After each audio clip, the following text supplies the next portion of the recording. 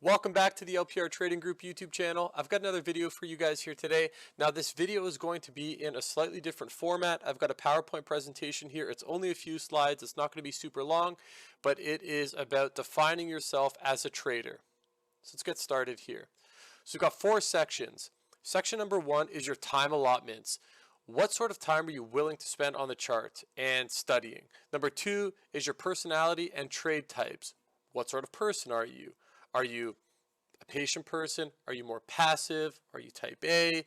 Are you sort of the go-getter type? Are you more content? You're going to have to figure these things out along the way and tailor this into your trading. What is your risk aversity? Do you like to be exposed, or are you okay with being exposed to overnight risk? Would you rather have all your money off the table at the end of the market day? Number four, putting it all together. So let's start here with time allotments. When are you able to trade? Do you have a 9-to-5 job where you can't be active during the market session? If so, there are ways that you can get into trading. For example, swing trading. You can swing trade, primarily managing trades off of a mobile device and a cell phone connection. You don't have to entertain the charts for 2, 3, 4, 5, 6 hours a day. You're going to be doing most of your work on a Sunday night when you're swing trading. You can also trade the futures markets, which is what we do primarily. Trading the futures markets, they're open 5 days a week for 23 hours a day, so you can trade them after work if you'd like. When are you able to study? If you're working during the day and you're focusing on work and your job and you're not trading, and when you come home, you hang out with the family, eat dinner, trade the futures market for a little bit, when are you going to be able to study? Are you going to put some time aside on the weekend to study, later in the evening, early in the morning? These are things you have to figure out. Do you have a full-time job, which we've touched on before? I recommend this. Why? Because a full-time job is income, right?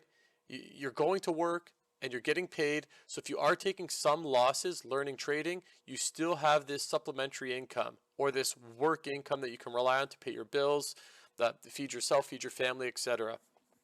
What market should you be trading based on your time allotments? As I discussed before, if you're able to sit on the charts during the day at market open, primarily market open and market close, you can definitely give day trading a shot. If you're not able to sit at the market during those times, you're probably looking at swing trading or trading the futures market.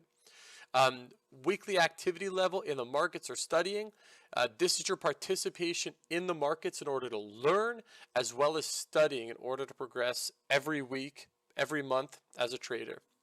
One step leads to the next. So this is a potential trading path that you could take. If you have a 9-to-5 job, you can start with swing trading or the futures market. Like I said, you can do both of these outside of market hours, and especially swing trading will take very little attention during a work day.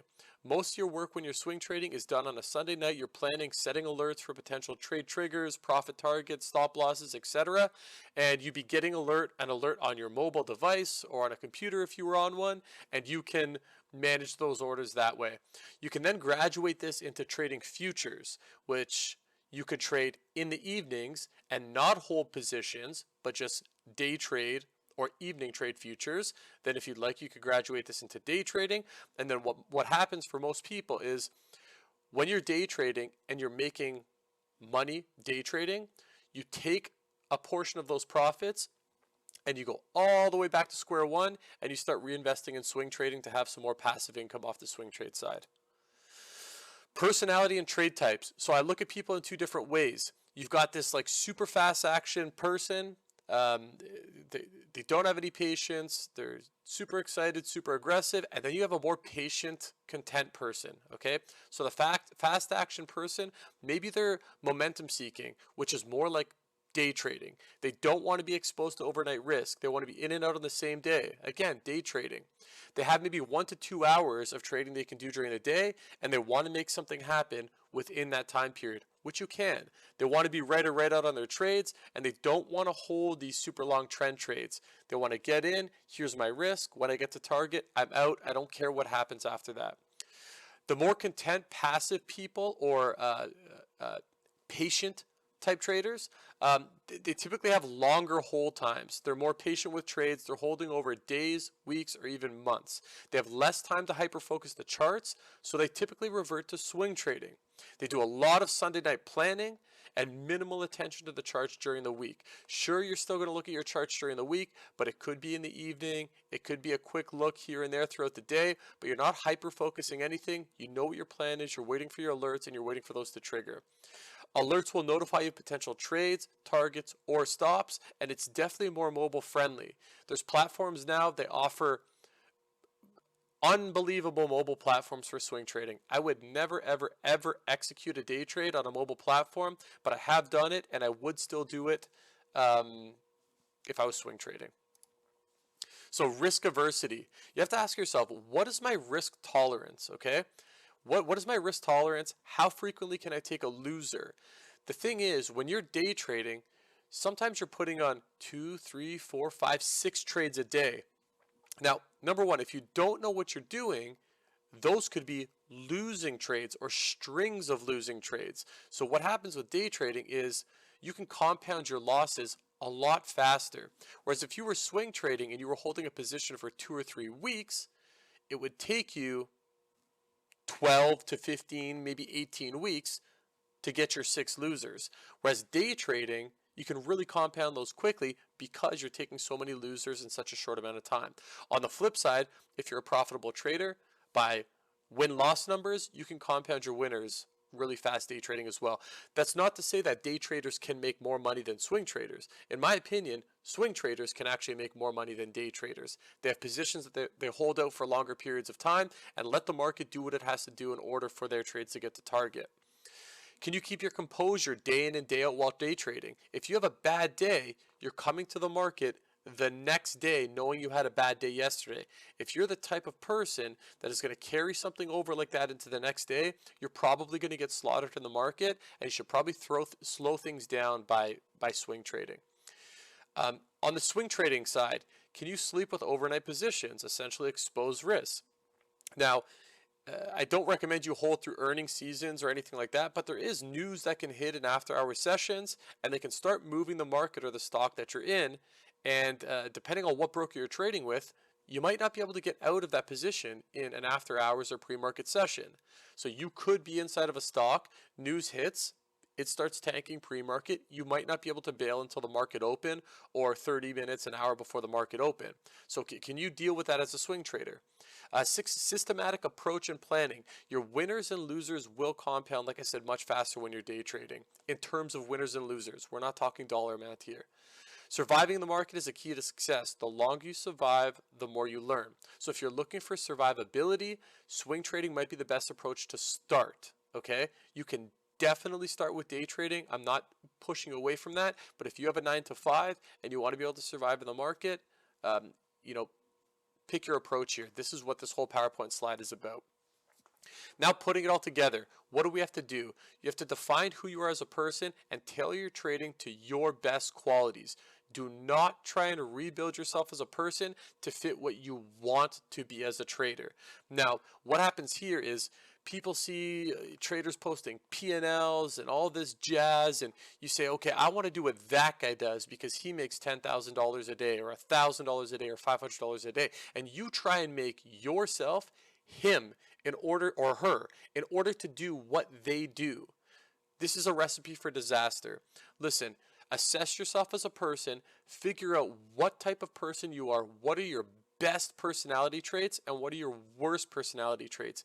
Tailor your trading to your best personality traits, okay? You put yourself at a disadvantage if you directly or indirectly tailor your trading to your worst personality traits.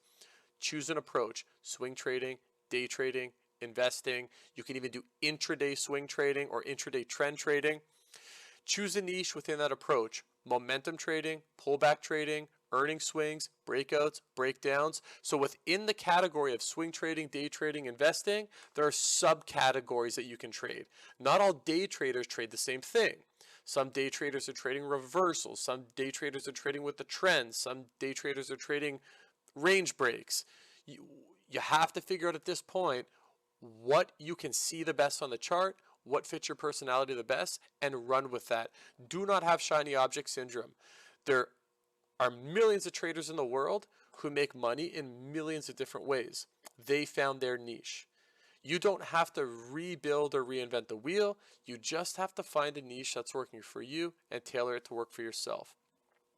Study and write up a playbook with setups you have proven or others have proven to work in the market. Don't be afraid to ask for help. You do not have to reinvent the wheel all the time, like I just stated before. Remain consistent in what you do for 3 to 6 months as you build progress. Avoid shiny object syndrome at all costs. Now, I want to touch on this again. You start your trading career day 1. 3 months in, you're doing okay. You might not be making money, but you might not be losing a lot of money. The most important thing is you're learning something. Now, you spent 3 months learning something. Some random on the internet posts a P&L and says, I made $3,800 today trading for 1 hour. Most traders, unfortunately, do not care about how much they learned in those 3 months. They just care that someone else they don't even know made $3,800 in 1 hour or half an hour or 1 day, and they want to do that. So they throw out all the work they did for the past 3 months, and they chase this unanimous ghost that they don't even know to try and make $3,800 in 30 minutes or 1 hour because they think that they have the special sauce, okay? And most of the time, they don't. There are probably things that you can learn, but they're not going to have some secret sauce that's going to put $3,800 in your bank every single day. With that being said, we'll end it here, and thank you guys all for hanging out for this YouTube video.